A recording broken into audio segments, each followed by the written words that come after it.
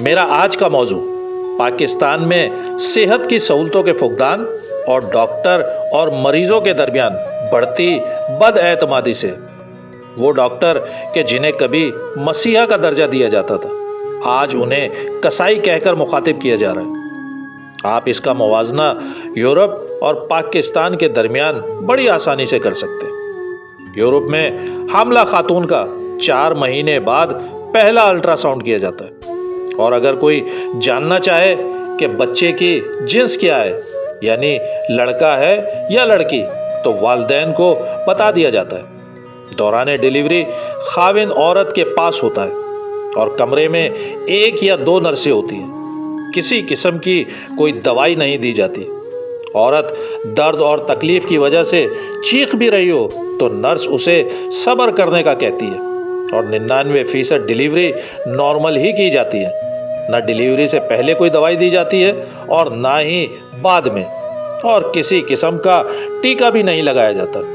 عورت کو یہ حوصلہ ہوتا ہے کہ اس کا شوہر اس کے پاس کھڑا ہے اور اس کا ہاتھ اپنے ہاتھ میں لے کر اسے تسلی دے رہا ہوتا ہے۔ اسی طرح ڈیلیوری کے بعد بچے کی ناف کو باپ سے کٹوایا جاتا ہے، جس کے بعد بچے کو بغیر کپڑے پہنائے عورت کے جسم سے چمٹا دیا جاتا ہے تاکہ بچہ ٹمپریچر مینٹین کر لے۔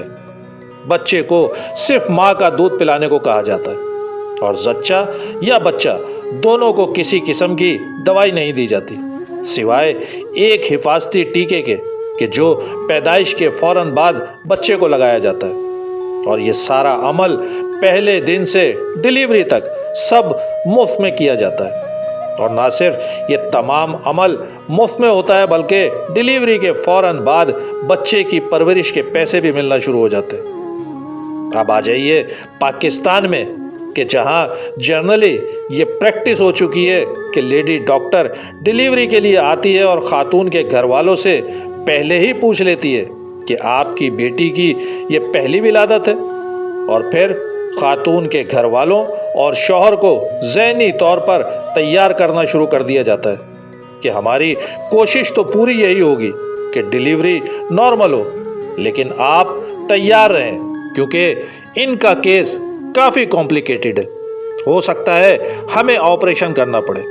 اور یہ فیصلہ اکثر ہسپتال یا ڈاکٹرز زچہ بچہ کی جان بچانے کے لیے نہیں کرتے، بلکہ اب یہ رواج عام ہو چکا ہے کہ نارمل ڈیلیوری کو بھی آپریشن کے ذریعے ہی کیا جائے، کیونکہ آپریشن میں منافع زیادہ ہے۔ ہسپتال سے لے کر کیس کرنے والی ڈاکٹرز کا انٹرسٹ اسی میں ہے کہ خاتون اور اس کے شوہر کو پہلے دن سے ہی آپریشن کے لیے تیار رکھا جائے۔ یوں آپریشن کے بعد خاتون کو کلو کے حساب سے دوائیاں دے دی جاتی ہیں، اور یہی وجہ ہے کہ آج کل کی مائیں پہلے بچے کی پیدائش کے بعد سے ہی کمر اور پیروں کے درد میں مبتلا ہو جاتی ہیں۔ حالانکہ آج کہ جب میڈیکل سائنس نے اتنی ترقی کر لی ہے، اس پر ہمارے ملک میں ہیلتھ کا یہ حال ہے، جبکہ 40 سال پیچھے چلے جائیں، نہ اسپتال نہ ڈاکٹر، صرف ایک دائی وہ تمام امور انجام دے دیا کرتی تھی کہ جو اب 5 سے 10 افراد مل کر لاکھوں روپے میں کر رہے ہیں، اور اس کے باوجود بھی زچہ اور بچہ دونوں ہی جسمانی طور پر کمزور رہ جاتے ہیں۔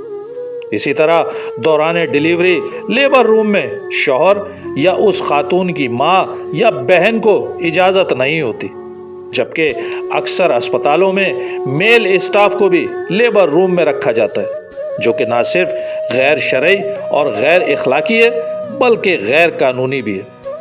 اور اب بے شرمی اس حد تک بھی عام ہوتی جا رہی ہے کہ الٹرا ساؤنڈ کے لیے بھی اسپتالوں نے میل اسٹاف رکھا ہوا ہے جو خاتون کے جسم کو نیم برہنہ کر کے ٹیسٹ کرتا ہے۔ پاکستان میں میڈیکل کا شعبہ کاروبار اور بزنس بنتا جا رہا ہے۔ دوائیوں اور ٹیسٹ سے لے کر مریضوں تک پر کمیشن مقرر ہے۔ غیر معیاری ادویات غیر ضروری طور پر مریضوں کو لکھ کر دینے پر 2 نمبر کمپنیاں کار اور بنگلے سے لے کر غیر ملکی دورے تک کرواتی ہیں۔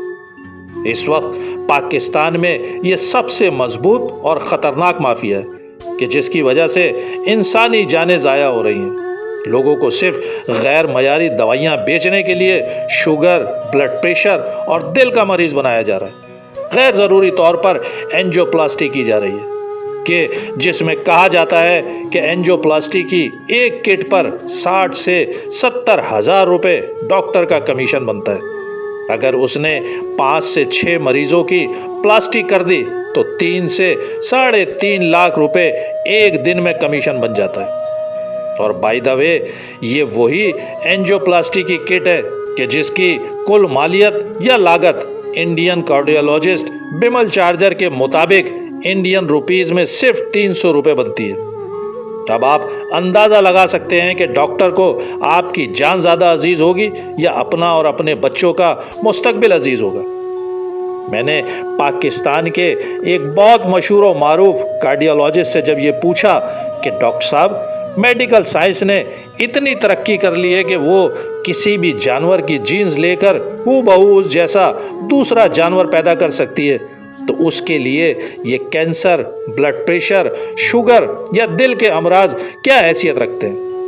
اور جس میڈیکل سائنس نے ہمارے ملک کے ایک مشہور عالم طاہر اشرفی صاحب کے جسم کی فاضل چربی کو ختم کر کے انہیں سلم بنا دیا، اور اسی طرح مشہور گلوکار عدنان سمیع کو پہاڑ سے ریزہ بنا دیا، تو وہ میڈیکل سائنس دل کی شریانوں میں جمی معمولی چربی کو ختم کر کے دل کے عارضے کو ہمیشہ ہمیشہ کے لیے ختم کرنے کے قابل کیوں نہیں ہو رہی؟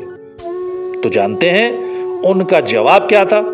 انہوں نے تسلیم کرتے ہوئے کہا کہ یہ ایک طاقتور مافیا ہے جو اپنی فارماسٹیکل انڈسٹریز کو چلانے کے لیے بیمار پیدا کر رہی ہیں۔ تو صرف اتنا سمجھ لیجئے کہ آج کے ڈاکٹروں کی اکثریت مسیحا نہیں بلکہ کسائی بن چکی ہے، اور اسپتال سلاٹر ہاؤس یا مذبح خانوں میں تبدیل ہو چکے ہیں۔ اور ایسے ہی معاشروں کے لیے مشہور انقلابی رہنما نیلسن منڈیلا نے کہا تھا کہ جس ملک میں تعلیم اور صحت کاروبار بن جائے، ان ملکوں کو ختم کرنے کے لیے کسی دشمن فوج کی ضرورت نہیں ہوتی۔